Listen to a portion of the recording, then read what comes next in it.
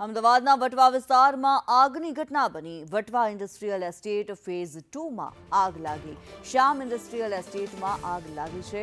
ફાયરની 3 ગાડીઓ ઘટના સ્થળે પહોંચી. આગ લાગતા અફરાતફરી સર્જાઈ છે. ત્યારે અમદાવાદમાં વટવા વિસ્તારમાં આગની ઘટના સામે આવી. અમારી સાથે કશ્યપ જોડાયેલા છે. કશ્યપ, જે આગની ઘટના સામે આવી રહી છે, કઈ રીતે આગ લાગી, હાલની શું પરિસ્થિતિ?